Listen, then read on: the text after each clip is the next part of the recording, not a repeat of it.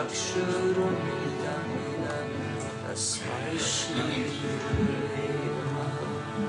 Shri Chaitanya Manobishtam Sthapitam Yena Bhutale Swayam Rupa Kadamakyam Dati Swapanambikam Vandeham Shri Guru Shri Radha Shri Guru Vaishnavascha Shri Guru Satyajata Sahadanaram Vitam Sajivam Sarvaitam Sarvadutam Pavitamasahitam Krishna Chaitanya Devam Shri Radha Krishna Radha Sahagana Lalita Shri Shakanditam Namah Om Vishnu Padaya Krishna Krishnaya Bhutale Shri Bhakti Bhakti Vedanta Swami Niti Namane Namaste Saraswati Deve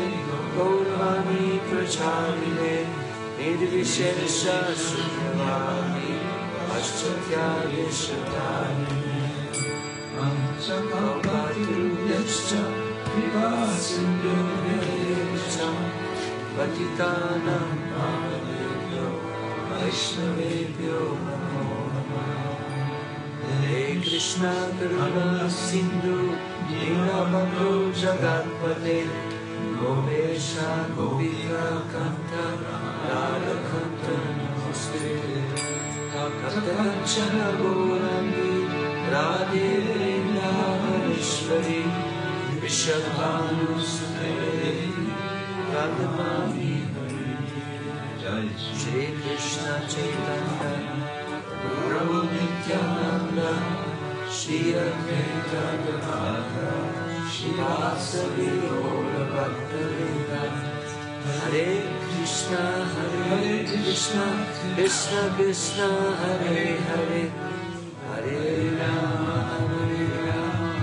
Rama Rama Hare Hare Hare Krishna Krishna Krishna Hare Hare Hare Rama Rama Rama Hare Hare Hare Krishna Krishna Krishna Hare Hare Hare Rama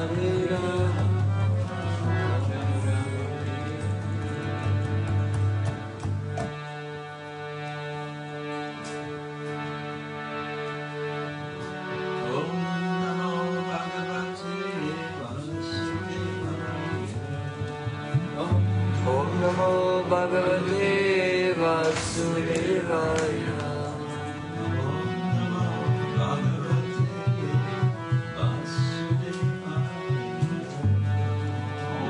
Om Namo Bhagavate Vasudevaya. Om Namo Bhagavate Vasudevaya. Om Namo Bhagavate Vasudevaya.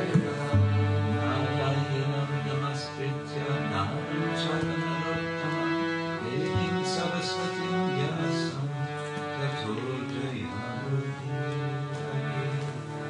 Nashta Prayeshwarateshu Nityam Bhagavati Sevayam Bhagavati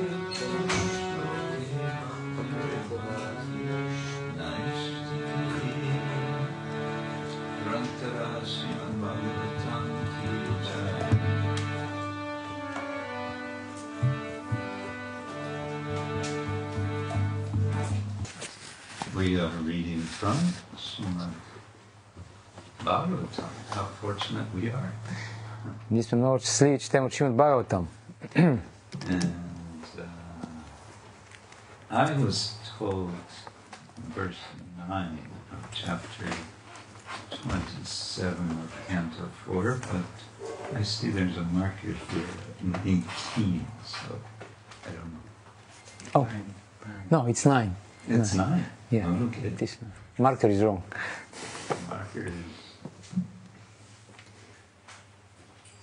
The marker is remarkably wrong.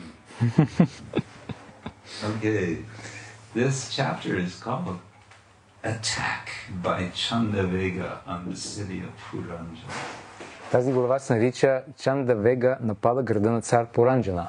And this is a continuation of the extended allegory about the city of Puranjan. И това продължение на алегорията за града на Пуранджана, Which Narada is relating to the king Prachinabarhishat, която Нарада разказва на цар Прачина Бархишат, who is a pious king. който е един благочестив цар. He's welcomed Narada. He's listening attentively to Narada. Той приветства с добре дошъл Нарада и внимателно го слуша. But Narada wants to make it clear to the king that he's on a dangerous path. Но Нарада иска да обясни на царя, че той се намира на един опасен път. How do you say dangerous path? Опасен път. Opasin pat. Sounds dangerous. Звучи много опасно. Okay, here we go. You have it up here. No. Yes. Okay, you have it in Cyrillic. Putranam chavavan putra. Putranam Chabhavan Putra. Putranam chavavan putra. Putranam Chabhavan Putra. Ekaikasya shatam shatam. Ekaikasya Shatam Shatam. Ekaikasya shatam shatam. Ekaikasya Shatam Shatam. Yairvai Puranjano Vangsha. Yairvai Puranjano Vamsha. Yairvai Puranjano Vangsha. Yairvai Puranjano Vamsha. Panchaleshu Samedita. Panchaleshu Samedita. Panchaleshu Samedita. Panchaleshu Samedita. Putranam Chabhavan Putra. Putravam Chabhavan Putra. Ekaikasya Shatam Shatam. Ekaikasya Shatam Shatam. Yairvair Paurjanu Vamsha. Yairvai Pauranjano Vamsha. Panchaleshu Samedita. Panchaleshu Samedita. Putranam Chabhavan Putra.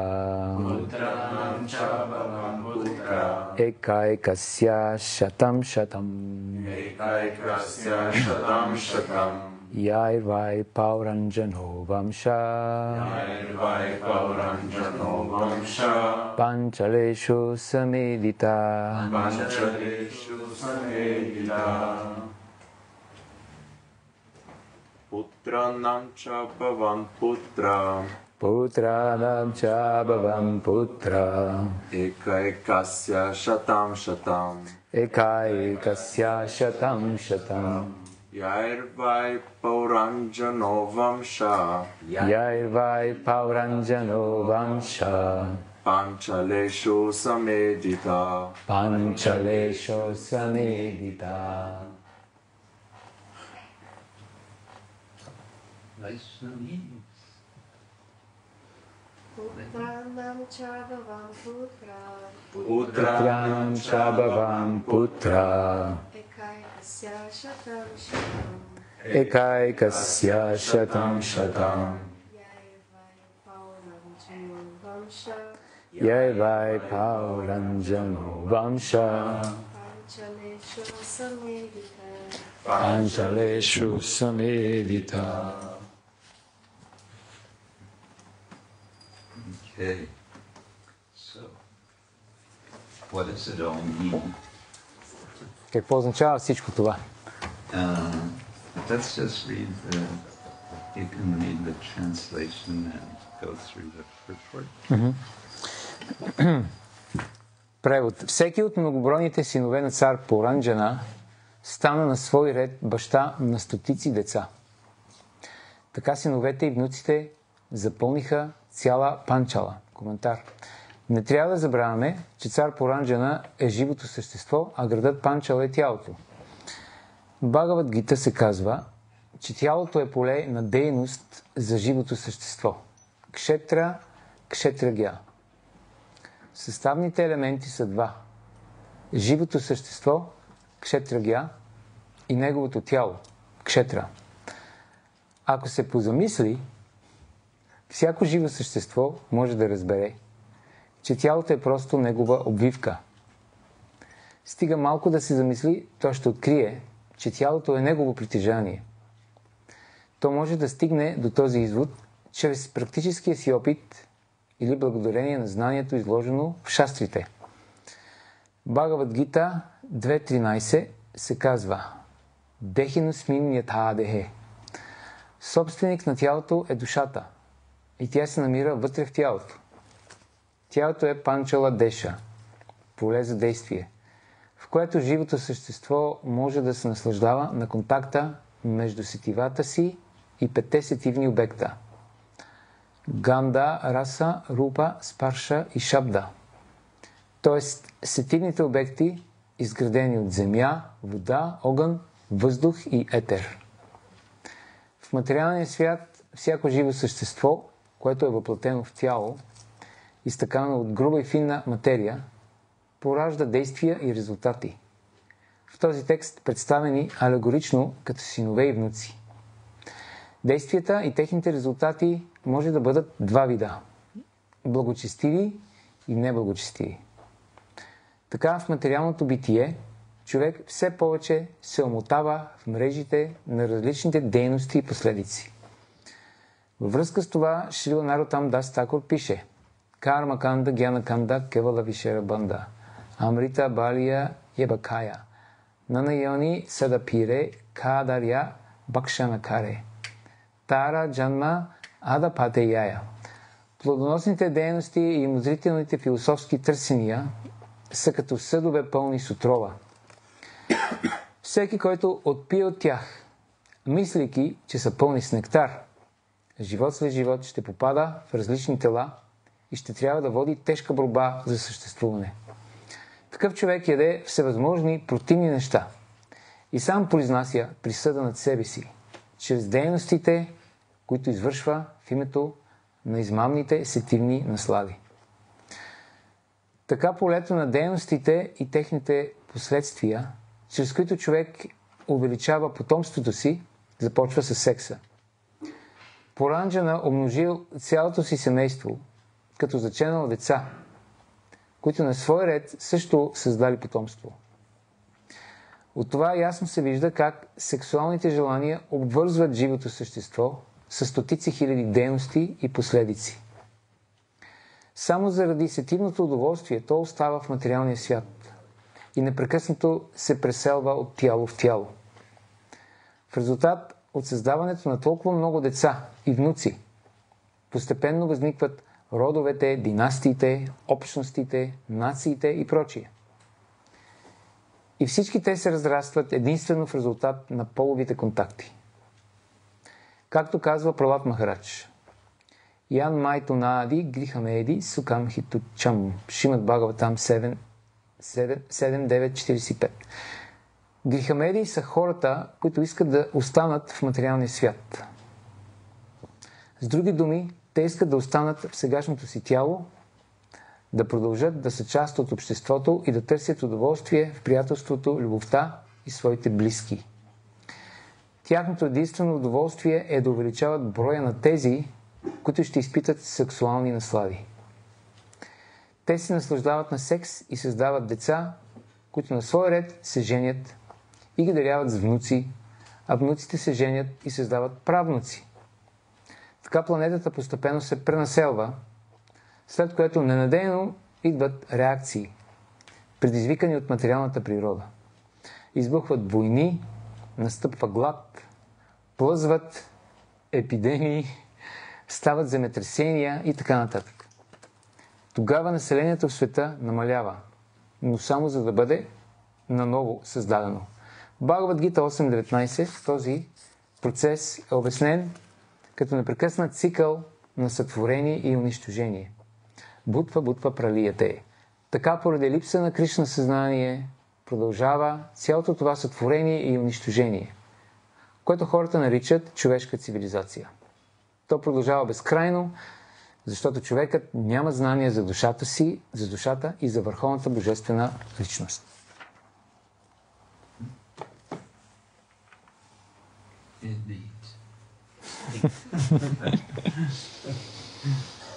Така си е.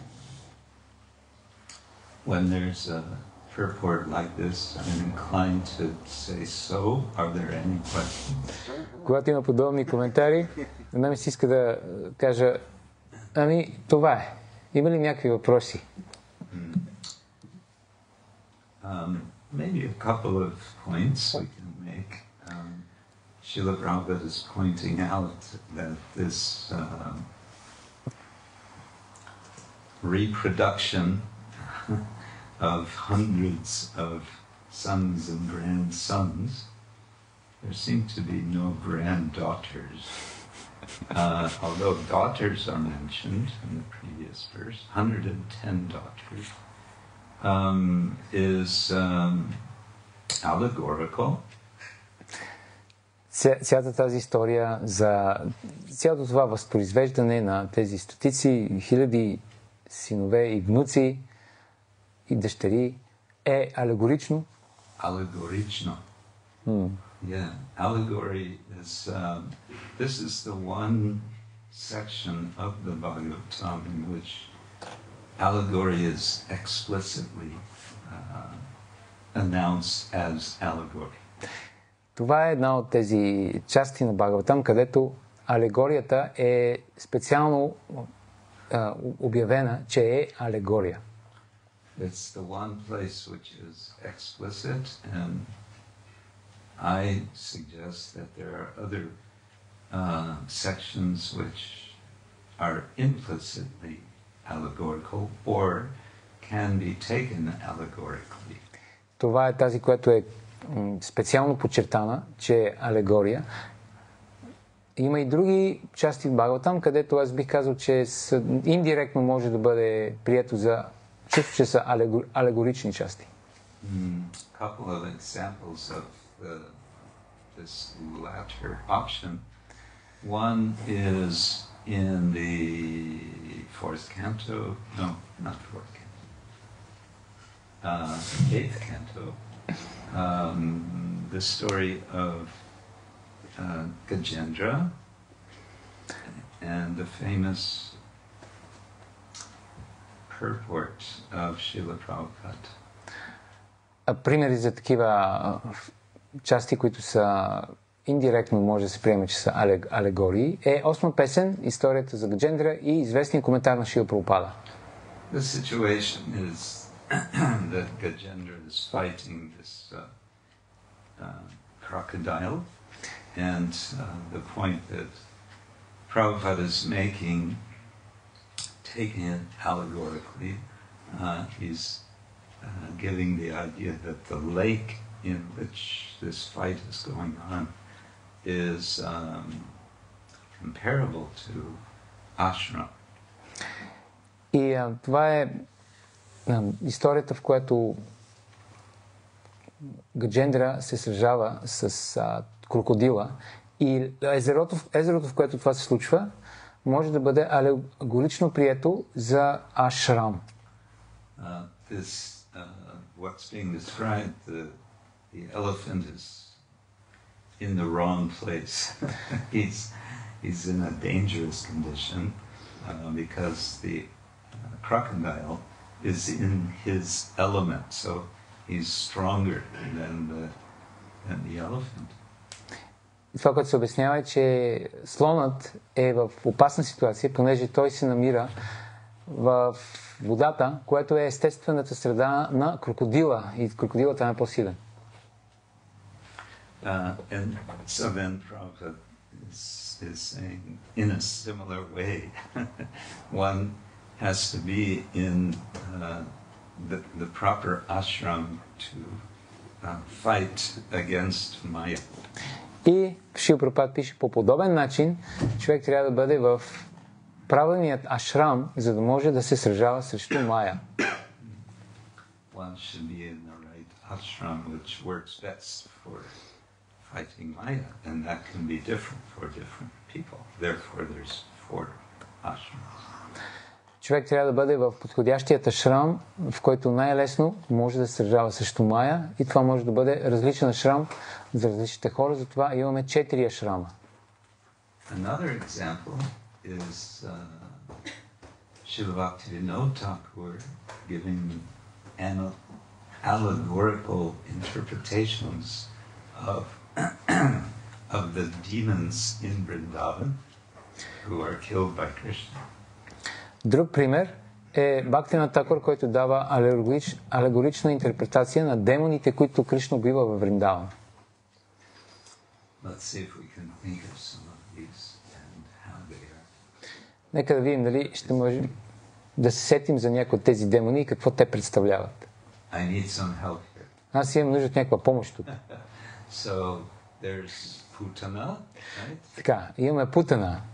So Bhaktivinoda says Putana represents what? False guru, I think. I think false guru, yes. И Бхактивинода Такур казва, Путана представлява фалшивият гуру. And then there's Trinavarta, the grass spinner, literally. И имаме Тринаварта, буквално това означава той като върти тревата, т.е. вихрушка. Does anyone remember Trinavarta? Някой помни ли какво представлява Тринаварта?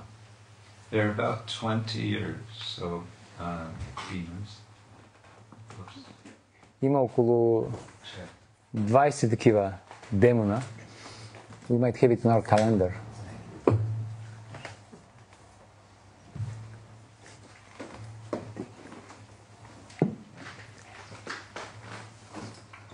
It's all explained in the calendar. Всичко обяснява в календара.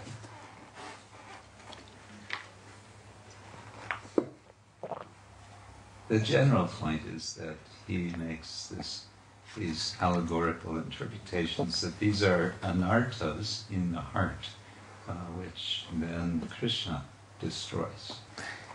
И основното разбиране е, че тези демони представляват анарти в сърцето, които Кришна унищожава. It's not that Bhaktivinoda Thakur he's not saying that there was no actual Putana who was actually killed by Krishna. He's saying yes, there can be historical Putana, historical Krishna. But he's saying we can also, in addition, meditate on this pastime as a way for ourselves to become free from whatever the anartha is. Бхактивинода Такур казва, имало е истински исторически Путана и Кришна, те са съществували, той не отрича тяхното съществуване, но той също казва, че освен това, ние можем да експандираме нашето разбиране, като медитираме върху тези забавления, като начин да се освободим от нашите анарти. Yes. So, Trinavarta represents the pride coming from being very learned, educated person and trying to get liberation on the basis of this. Okay. That's nice. Тринаварта символизира гордостта от това, че си много учен и стремежа да постигнеш освобождение на базата на това. Okay, so anyway, like that. Are they all given in this calendar? No, it's a very practical calendar. Това е много практичен календар. Всички демони са, анарти са обяснени. Okay, in this case, Srila Prabhupada is pointing out that the allegory of the many children is representing the many actions and reactions of the conditioned soul, the living entity. Шри Прабхупада обяснява, че алегорията за многото деца означава многото реакции на дейностите на живото същество. So there's a kind of parallel we can understand. There's a family, a husband, wife, they have children. Those children have their children. And there's a kind of multiplication going on, a kind of, what's the term? Yeah, there's a technical term. There's a population explosion of actions and reactions. Има такъв паралел, когато съпруги и съпругата зачеват деца, децата им имат техни деца и това води до такава експлозия на населението на Земята. And then in this, later in this purport, something else struck me, that Prabhupada speaks of overpopulation. И по-натам в коментари имаше нещо, което ми направи впечатление. Шри Прабхупада говори за пренаселване. Usually when the topic of overpopulation came up in conversations, Srila Prabhupada would say, no, there's no such thing. Обикновено, когато темата за пренаселване на Земята се появи в разговор, Шри Прабхупада казва, не може да има такова нещо. He would say there's plenty of space for everyone. Шри Прабхупада казва, има достатъчно място за всеки. And there's plenty of support from nature. Има достатъчно ресурси в природата. So it's interesting that here he's seems to be saying the opposite. He's saying in this way the entire earth becomes overpopulated. И тук изглежда, че той казва нещо по-различно. Изречението е така планетата постепенно се пренаселва. And then suddenly there are reactions provoked by material nature in the form of war, famine, pestilence, and earthquakes, etc. След което ненадейно идват реакции, предизвикани от материалната природа. Избухват войни, настъпва глад, плъзват епидемии, стават земетресения и прочие. So I thought we could look at a little bit, maybe from a mundane perspective, but the subject of overpopulation comes up in a lot of discussions about things like climate change and so on. Аз си мислех, че може да погледнем от тази, може би, светска гледна точка на тази тема за пренаселването и някои хора казват, че тази тема се появява в дискусии за промените в климата, например. And some say we have this expression, this is the elephant in the room. Do you know what that means? Yeah. Някой казва, че тази тема е слонът в стаята, който всички виждат, обаче се прави, че не виждат. How do you say literally? Yeah. How do we say this in Bulgarian? We don't really have same idea. But no, the idea is there, but not the expression is. Anyway, you get the point. Да, разбирате. So there's an interesting book I found where this is discussed. The book is called A Small Farm Future. Има интересна книга, която дискутира това. И тази книга се нарича Бъдеще на малката ферма. And then it has a long subtitle, Making the Case for a Society Built Around Local Economies and a few other things.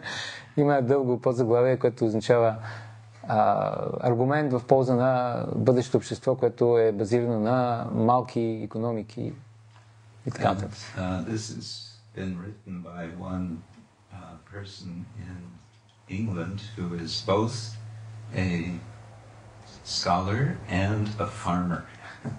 So he has experience. И тази книга е писана от един човек в Англия, който е едновременно учен и фермер. And he says in this book, he begins the book by discussing 10 what he calls crises that we face. And the first of these is population. Той започва книгата си, като дискутира 10 кризи и първото от тях е населението. But what he's saying here is not what you might expect. You would expect him to say, oh yes, population explosion, it's a terrible thing. Но той не казва това, което може би бихте очаквали той да каже. Той не казва, увеличаването на населението е ужасно нещо. But he says, no, it's not that simple. Той казва, не е толкова просто. To correlate population growth with, for example, increase of carbon dioxide emission, that sort of thing. He said, no, it's not so simple. Той каза, не е толкова просто да направиш връзка директна между увеличаването на населението и, например, увеличаването на емисиите на въглероден двуокис. Не е толкова просто. It gets a little technical. He gives some statistics and so on. Става малко сложно. Той привежда някакви статистики и така нататък.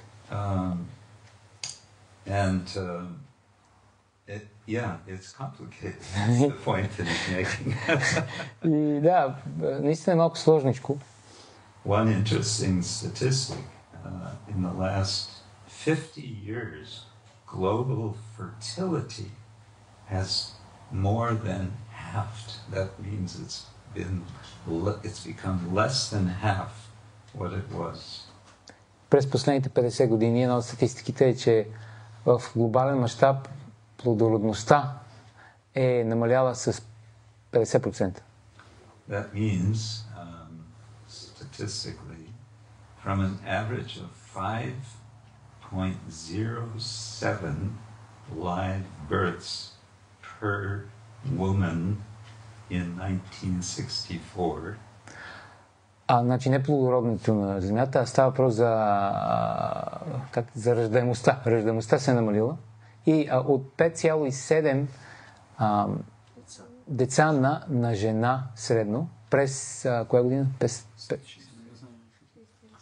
In 2015, it's down to an average of 2.45 children per mother.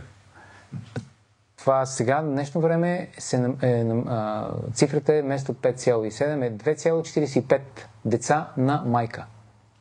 And there's a lot of speculation about why is this. Има много спекулации защо. One correlation that has been made is increased income. When a family, when people go from being poor to being middle class, they tend to have fewer children. Една от теориите е увеличаването на доходите. Когато хората преминат от бедни към средна класа хора, тогава едно от нещата, които се случва, е, че те имат по-малко деца.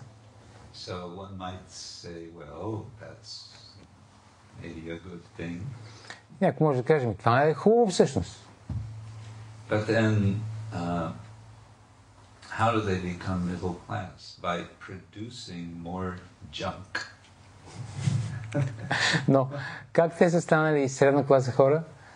Произвеждайки повече боклуци. Bokuzi. Yes. Yeah, in other words, the increase of income, what is that coming from? It's coming from more production of stuff. Откъде идва това увеличаване на приходите, на доходите? Това идва от произвеждането на повече неща, повече стоки.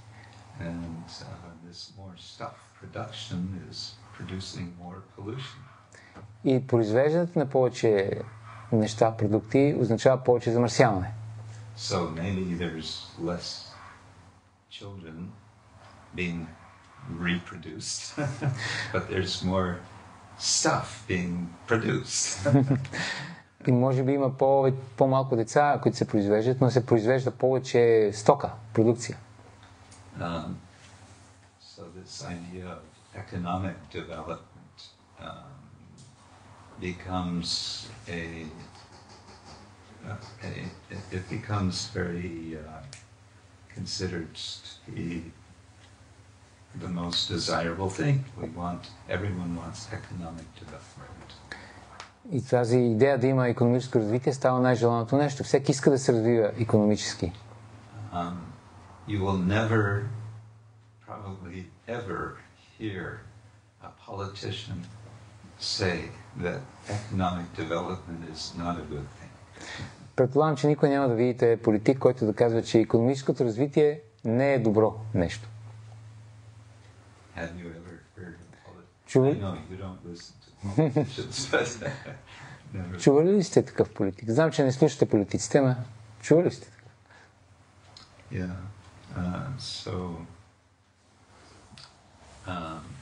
And they have this term now, sustainable development, which sounds to me like what is called in English an oxymoron. И те имат този термин сега, устойчиво развитие, който на мен звучи като това, което на английски се нарича оксиморон, на български също. You say also. Yeah, we use the same word. That means, well, actually, I'm not sure what it means. An oxymoron is a kind of contradiction. Yeah. Оксиморон е вид противоречие. So sustainable, that means it can go on and on and on. And development, that means it can't go on and on because it's increasing that which destroys sustainability. Устойчиво означава, че това може да продължава винаги, а развитие не може да продължава винаги, понеже развивайки си ти унищожаваш нещата наоколо. The author, Chris Smiley, refers to a famous thinker of the 18th century, Thomas Robert Malthus. И авторът цитира един известен мислител от 18 век, Томас Робърт Малтус. Malthus, have you heard of him? No. Yes. Malthus, you've heard, yes. So, notoriously, he argued that humans, especially poor humans, tend to increase their numbers through reproduction. Той е известен с това, печално известен, има лоша слава, с това, че той е казал, че бедните хора се увеличават чрез възпроизводство, те се възпроизвеждат. Намерете този микрофон, че бучи. Да. And they do this at a greater rate than they can increase food production to satisfy this increased population. И те се възпроизвеждат в по-голяма степен, в която могат да осигурят храна, за да изхранят поколението, което те възпроизвеждат. Тоест, нуждат се, но не могат да се изхранят децата. So then he says, what happens? What happens is there's hunger, there's disease. И той казва, това, което се случва като резултат е, че има глад, има болести, and there's war. Има войни. Similar to Prabhupada, he's saying war, famine, pestilence and earthquakes. Подобно Прабхупад, който казва, че има войни, глад, епидемии и земетресения. So what Malthus was saying is that these things then regulate the population and goes down because of all of these troubles. И този Малтус казва, че тези катастрофи те регулират естествено населението, което намалява в резултат на тях. But then people said, no, it's not actually that simple. Хората обаче казали, не е толкова просто всъщност. Because humans are very clever and we figure out ways to produce more food. Защото хората са много хитри и интелигентни и ние вече сме намерили начин да произвеждаме повече храна. That's to some extent true. Това до известна степен е вярно. But that also has limits. Но това също има предел, лимит. The increase of food production has been facilitated by chemical fertilizer and so on. Увеличаването на производството на храна е възможно заради химическите торове и така нататък. At least for some time, but then what are the effects of those chemicals, for example? Поне за известно време, от известно време. Но какви са дълготрайните ефекти от тези химикали? Basically, desertification. Basically, we are creating deserts as a result. И резултатите са, че ние създаваме пустини като резултат от тези химикали. I don't have the statistics for that here, but the amount of earth, land being destroyed every year is quite phenomenal. Нямам статистиките тук пред мен, но количеството обработваема земя, която се унищожава всяка година, е феноменално. Anyway, the general point this author makes is the solution is small farms. И така, извода, който този автор прави е, изхода от цялото това нещо е малки ферми. And he analyzes it quite thoroughly how this can work. И той анализира доста подробно как това може да работи. And he makes the point, he wants to be honest and clear. He says, this means people are going to have to work. И той е доста открит и прием и честен и каза, това означава, че хората ще им се наложи да работят. But he said it doesn't mean people have to work in a slavish way, like slaves. Но той казва, това не означава, че хората трябва да работят робски труд, като роби. But, people will have to get out in the fields and work. Но хората ще трябва да отидат на полето и да работят. So, anyway, back to population. It's just interesting to me that Prabhupada in this place says that overpopulation can be a problem. Просто ми интересува, че в този коментар специално Шрила Прабхупада казва, че пренаселването може да бъде проблем. Then he says, thus the entire population is again extinguished simply to be recreated. И той казва, тогава населението в света намалява, но само за да бъде наново създадено. Which reminds me of a comment that one thinker has pointed out. He said, well, nowadays we talk more about the possible complete destruction of the human population. Това ми напомня за мисълта на един мислител, който казва, сега говорим повече за напълното, тотално унищожение на човешкото население. Geologists and so on, they say there have been 5 mass distinctions in the previous so many millions of years. Геолозите казват, че е имало 5 масови унищожения в последните милиони години. And they say that if we keep going at the trajectory we're going now, we can anticipate a 6th mass extinction. И те казват, че ако продължаваме по същата траектория, може да очакваме шестото масово унищожение. And one writer has commented, yes, he says, it's easier for us to imagine the end of the world than it is. It's become easier for us to imagine the end of the world than it is for us to imagine the end of capitalism.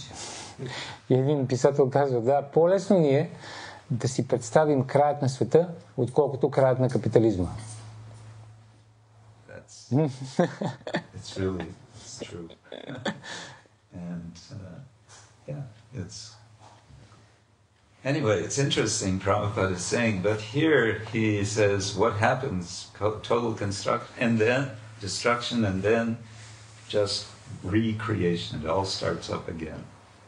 И просто интересно, той казва тотално унищожение и след това отново ще бъде населена земята. And all of this, he says, is referred to in the Bhagavad Gita, Bhutva Praliyate. И това се споменава Бхагавад Гита, Бутва Пралiyate. Bhutva means having happened. Bhutva, having created, having manifested again and again. Praliyate, then it all is destroyed. Това означава, че нещата са сътворявани отново и след това унищожавани отново. And then, of course, the conclusion, why is all of this? It's due to a lack of Krishna consciousness. И разбира се, заключението, защо е всичко това? Заради липса на Кришна съзнание. It's all happening under the name of human civilization. Това се случва под мотото на човешка цивилизация. It's said that when Mohandas Gandhi, better known as Mahatma Gandhi, when he visited England, he was interviewed by a reporter who asked him what he thought of Western civilization.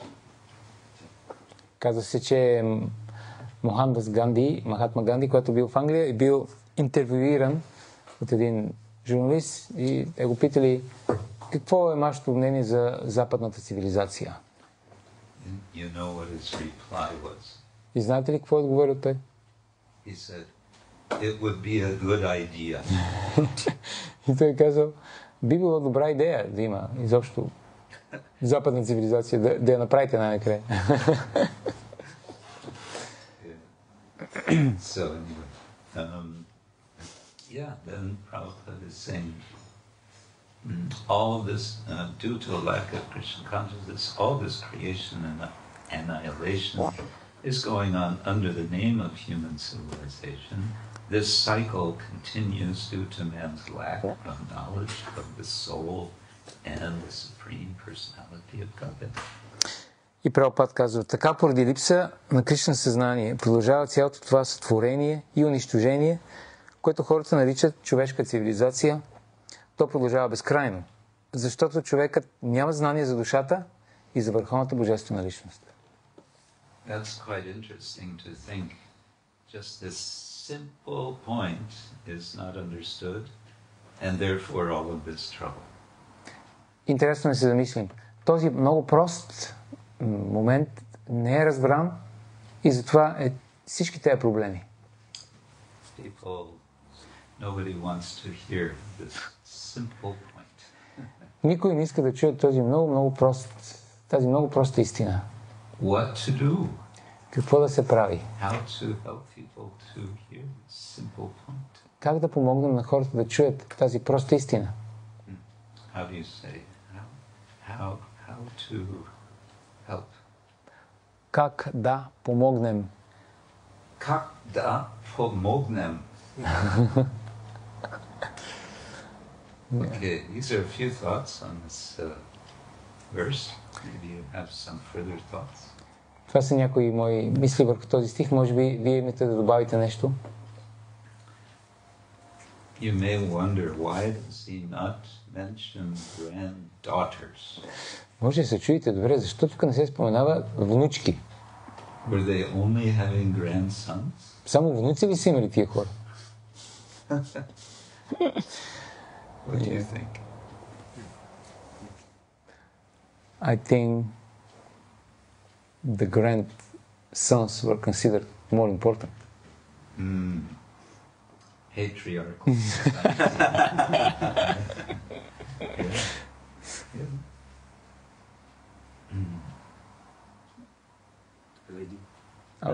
Да, това патриархално общество. Yeah. Yes. What do the ladies think about it? Какво дамите мислят по този въпрос?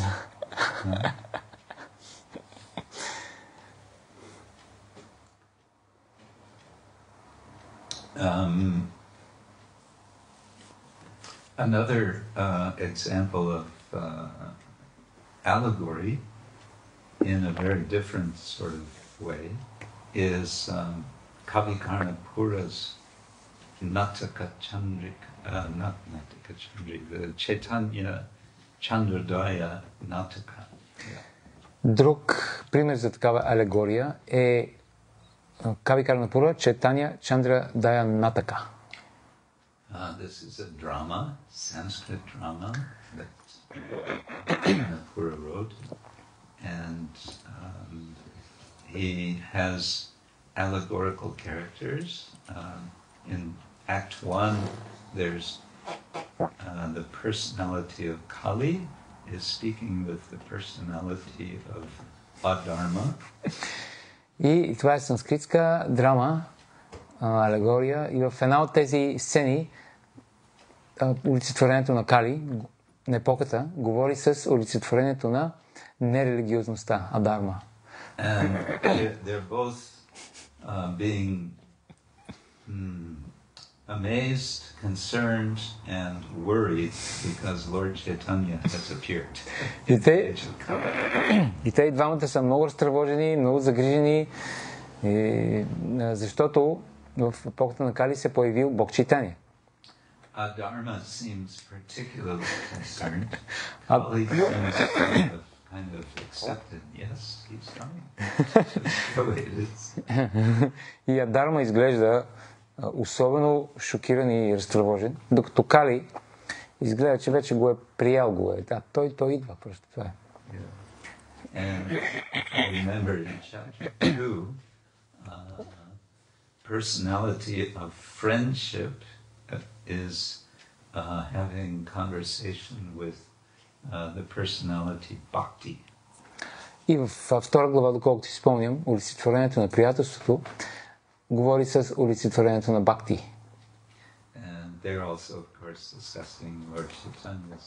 Many of the activities, the way it's set up is there's these conversations and they're describing something happening off stage. Много често тези разговори, тези сцени, те описват нещо, което се случва извън, зад кулисите, зад сцената.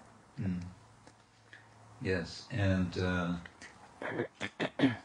one interesting detail from this drama is it's describing Lord Chaitanya. I forget which act. It has 10 acts, therefore it's a nataka.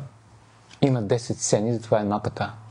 But in one of the acts, Lord Chaitanya arrives in Puri. He comes to the Jagannath temple. В една от тях Бог Чайтаня пристига в Пури. Той се идва пред Бог Джаганат. And he doesn't faint. И той не припада. Ne pripada. Krishnadas Kaviraj says that he faints. Кришнадас Кавирач Госвами казва, че той припада. And Kavi Karnapura says he doesn't faint. So what actually happened? А Кави Карнапура казва, не е изгубил съзнание. Какво всъщност се случи? What do you think? Какво мислите? Did he faint or Дали е Or did припаднал he both faint and not? или не, или пък едновременно хем е припаднал, хем не е припаднал. Maybe in one Kali Yuga he is fainting. Yes. Беда. What is it? Kalpa Veda. Калпа беда няя. Мисля, Джокер. Може би в една Кали Юга е припаднал, в другата не е. В различните Кали Юги има различни забавления. Or is it that for some he appeared to faint and for others he appeared to not faint? Или пък може би за някои наблюдатели той изглежда, че е припаднал, а за други не. I kind of prefer that understanding. Аз предпочитам това второто обяснение.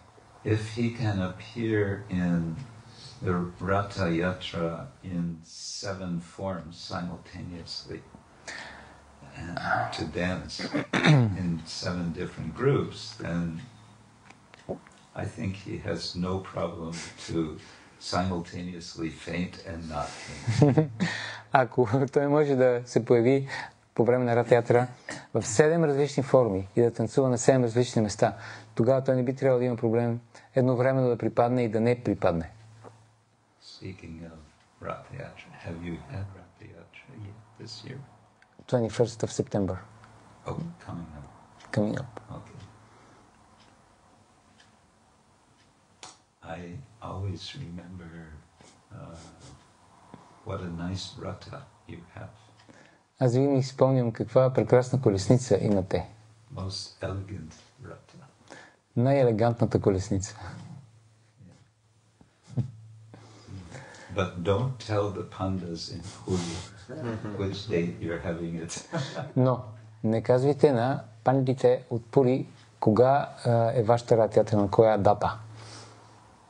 They're not happy that we're not doing it on the same date as they do. Те не са щастливи, че ние не я провеждаме на същата дата, на която те я провеждат. Which I consider a kind of indirect compliment. Което аз възприемам като един индиректен комплимент. It means they recognize that Lord Jagannath actually is present in all the different temples around the world. Това на практика означава, че те признават, че Бог Джаганат всъщност присъства във всички тези храмове по целия свят. Otherwise, why would they care? Иначе, защо изобщо ще ги грижи за това? Yeah. So, and I also thought of a kind of, they might not be satisfied, but a kind of solution to their critique. Аз също се замислих за един своеобразно разрешение на тяхната критика. And that is on the official day of Ratha Yatra, you could also celebrate Ratha Yatra in a kind of symbolic way. Например, на денят, когато е тяхната Рата Ятра, вие също може да празнувате Рата Ятра по един така символичен начин. What do I mean? Well, quite many years ago, I visited in South India the town of Melkota. Have you been in? Много отдавна аз посетих в южния един град, който се казва Мелкоте. And there's one temple there in which we came in. It was kind of evening time, and they were having a deity procession within the temple courtyard. Има един храм там. Ние пристигнахме горе-долу вечерта и те имаха процесия с божеството вътре в двора на храма. They had a palanquin and they had the Utsav Murtis on the palanquin. Те имаха паланквин и те имаха това фестивално ли Утсав Мурти на паланквина. And in the courtyard, we were just going around the 4 sides of this courtyard, which was not so big, of course, a little bigger than this. И те просто в двора, който не беше толкова голям, на храма, те просто обиколиха 4 ъгъла на двора. And they had the the Nadaswaram and Tawil band. И те имаха тази типична музикална група Nada Swara. Is it Chennai the same? Well, it's not the same. It's the same principle. It's Same a double reed instrument, but it's much bigger. Да, okay. Similar to what we have in Mayapur in the morning. Yeah, that's Chennai. That's a small instrument. The Nada Western Swara. version is the oboe. Западната версия е обой. Nada Swara. I know about this because I used to play oboe. Аз знам за тези неща, понеже аз свирях на обой преди. Anyway, so it occurred to me this could be something we could do in our temples in some similar fashion. И така ми хрумна, че може да правим нещо подобно в нашите храмове по подобен начин. Maybe. Може би. You don't look convinced. Вие не изглеждате много убедени. No, I'm saying you can have the little symbolic thing, and then you can have your Ratha Yatra outdoors in September. Това, което аз казвам, може да имате това малко символично празненство и след това да си имате истинската Рата Ятра през септември. You're still not. Все още не сте убедени, май. We accept, man. We accept. You're politely saying yes, yes. But then it won't happen. Yes, Swamiji, yes. Yes, Swami. Yes, these Swamijis, they always have so many ideas. Те Swamiji винаги толкова много идеи имат, като дойдат и заливат с идеи. They're always so impractical. И винаги са толкова непрактични тези идеи. Yeah. And why they want Rath Yatra to be celebrated exactly on a certain day? What's their argument? The argument that I read is simply they're saying this is the day that's stated in the Skanda Purana. So it's Shastric, and therefore we should just follow the Shastra. Какъв е техният аргумент? Защо настояват Рата Ятра да бъде провеждана по целия свят на точно техния ден, който те провеждат? И отговорът е, понеже те цитират един стих от Сканда Пурана, в който се казва, че Рата Ятра трябва да се празнува на този ден. As I understand, it's also the first day of the rainy season. Доколкото аз разбирам, това също е и първият ден на дъждовния сезон. So it sort of ties in with the idea of auspiciousness. The Lord comes out. They say that if it rains on that day, that's extremely auspicious.